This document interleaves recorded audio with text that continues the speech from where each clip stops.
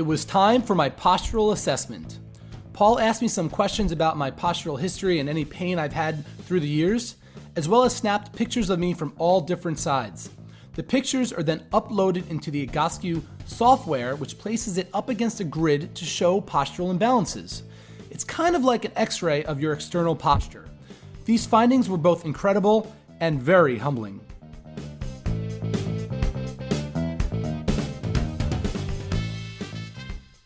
So we're leaning back, what we call sway back, and then the ear is coming forward, and you can see how you're actually looking up, right? And that's going to compensate. So your cervical spine is going to be compensating for the inability of your thoracic to extend, and as well as for that whole sway back.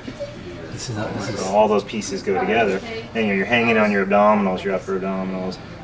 Hips are built forward. Your glutes, while you still have a butt right now, fast forward a few years, and that's just going to keep dropping. Because you're not using them unless you're in some activities that require them to fire and do some things. Thank you.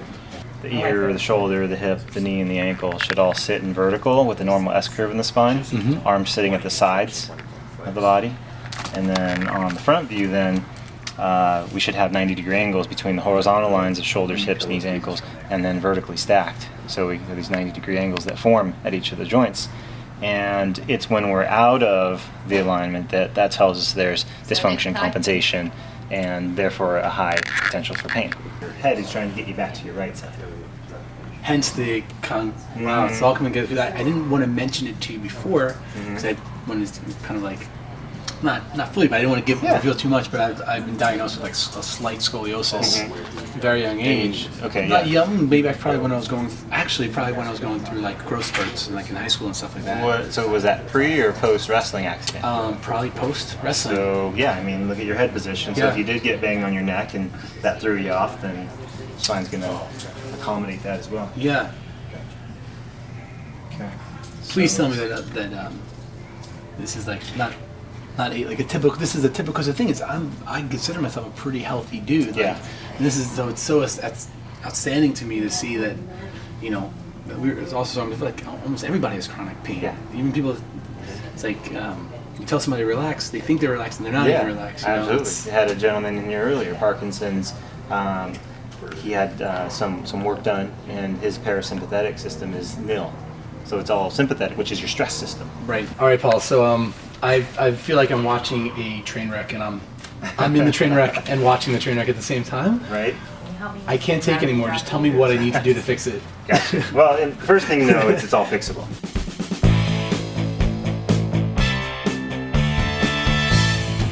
This is, again, stimulus response. What have you been asking your body to do? This is what it's done to accommodate the environments or the type of stimulus that you've given it. So what we need to do is we need to add some new stimulus. So one of the other cool things that we do here is then we take that and we go, okay, well, let's actually look at your position, not from how big are your muscles or how big is my butt or something like that. Both gigantic. Let's look at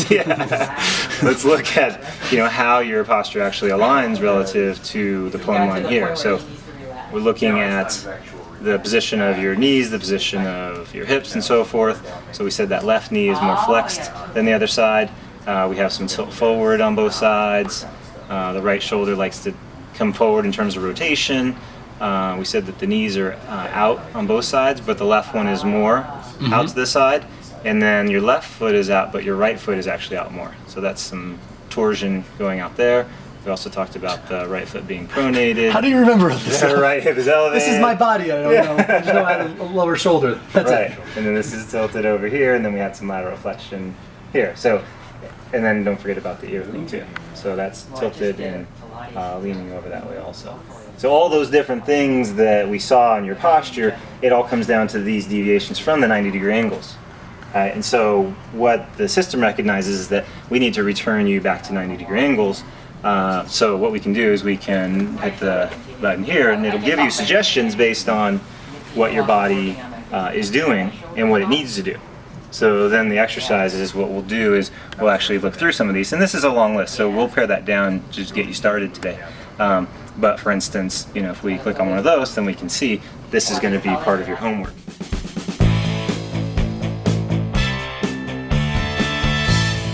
This is, of course, individualized to you and catered to your body. So you talked about the book, and the book has some general recipes or menus for different people in terms of symptoms and so forth, the pain-free book.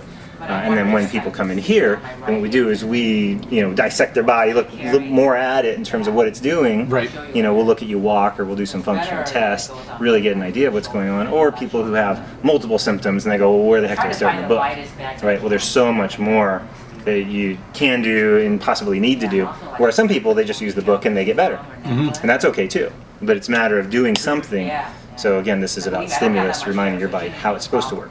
Because we all have a design that's specific. This is really helpful. I know for myself in the book, everything I did made it feel better. Yeah, absolutely. All right, my shoulders, well, I'll do the shoulder exercise. Right. And my back, I'll do the back exercise. But cool. Knowing that everybody's different, probably has a different, unique structural imbalance, I guess. They put them back, makes sense that they have a unique exercise menu. But either way, the person has to take ownership and actually do the exercise. And that's the great thing about it too. Yeah, it's the good news and the bad news. Yeah. Good news is you can take over, you can take charge of your health and do something about it on your own, because ultimately you're the expert on your health. And every other healthcare practitioner should tell you that same thing.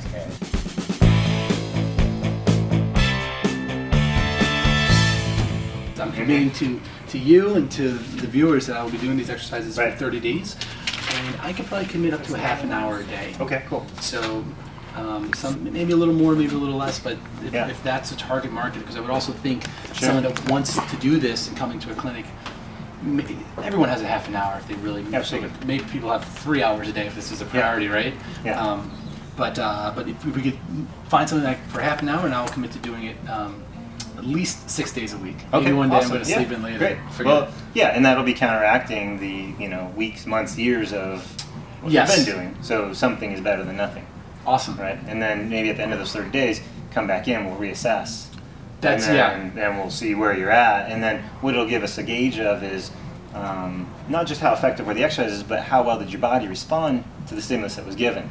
So typically when people come in, we see them over a series, and then it's not just a sort of set point out there, but all in all, it should be positive stimulus for your body and definitely move you forward. Cool. Well, let's do it. Let's print up some exercises and. Cool.